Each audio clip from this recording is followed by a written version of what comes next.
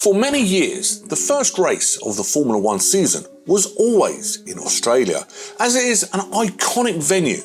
And when you think Melbourne and the Albert Park Street Circuit, you think of the first race of the season. If you remember back to 2020, we had a certain disease going around at the same time as the first race of the Formula One season down under. The whole debacle on if the race should or should not go ahead was discussed by teams, drivers and fans leading up to the race until it was eventually cancelled before we could see any cars on track. Ever since 2022, we've had Bahrain to be the first race of the season. While it has also hosted pre-season testing too, it looks like it will not change. Many fans welcome Bahrain, kind of now being the official season opener, due to the amount of overtakes that happen on the track due to the long straights and the DRS zones. However, some older fans are annoyed due to Albert Park being the host of the season opener for so long, and they believe that if something isn't broken, don't change it. But Albert Park was massively changed for 2022 when it rejoined the calendar after a certain pandemic, with the track massively undergoing its biggest changes yet. In 2023, where the race is now the third in the calendar, we also had some more changes that made the track even faster than last year's. In today's video, we will be talking about the changes that were made in both 2022 but also 2023, how the track is now one of the quickest on the circuit, and how maybe the racing may have improved with these changes.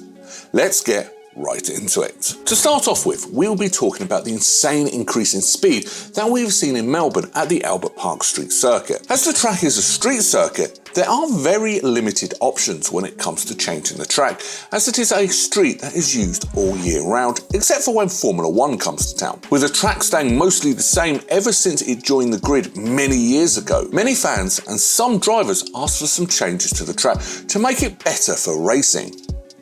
The track was changed originally for the 2021 season, where Formula One was expected to go back down under towards the end of the season, but this was cancelled once again due to the pandemic and restrictions. But they would come into play for the first time in 2022. The changes were mainly focused in Sector 2 by making it much more high speed to allow for overtakes and more moves to happen, but also make it feel more like a street circuit. They would remove the Turn 9 and Turn 10 chicanes, which meant that most of the second sector would be a flat out on a straight with more chances of an overtake. Removing a chicane, this meant that a lap time would also come down and the track record would be broken easily due to it being a much faster and a shorter lap.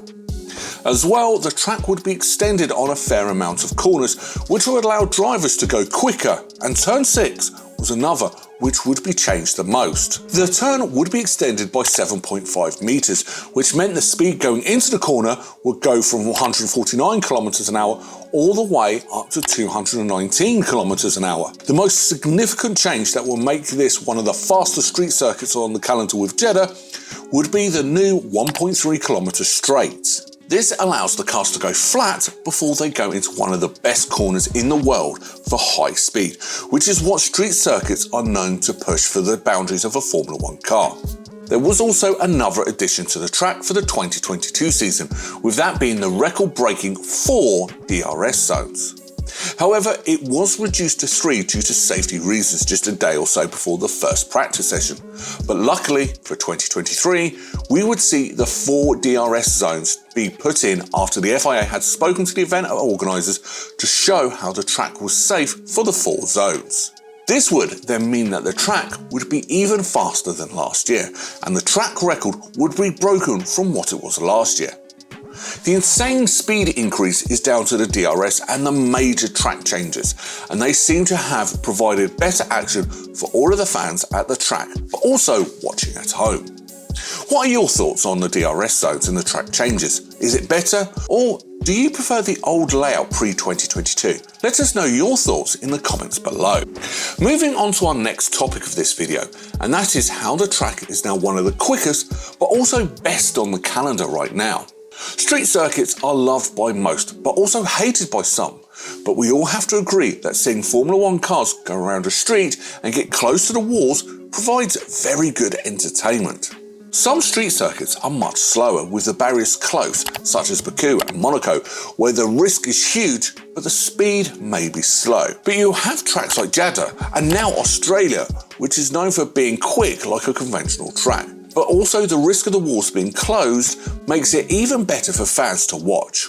With the race in Australia this year, the drama that it provided was somewhat down to the track and how quick it is with mistakes happening, such as Albon's crash, which caused the first of 3 red flags in the race. Australia always provided drama when it was the first race of the season, and it's always interesting, but with the speed added, it brings a lot more drama. The 1.2 long straight that has been added in gives it many more overtakes possible than before, and the more moves and overtakes in a race, the more exciting it is. What do you think of Albert Park Street Circuit now with the new changes? Is it up there with your favourite tracks now? Drop a comment below and let us know. To end this video, we're going to talk about the quality of racing that we saw in Australia earlier this season. With Red Bull being so far ahead of the rest of the grid, many thought that this race would be boring, but that was far from the case. With the race having 3 red flags, it meant it gave the chance to Mercedes and other drivers to try and win the race. The restarts caused massive drama, with several drivers crashing out, and then with the FIA deciding what they will do for the end order of the race due to the cars not going past the Sector 1 line.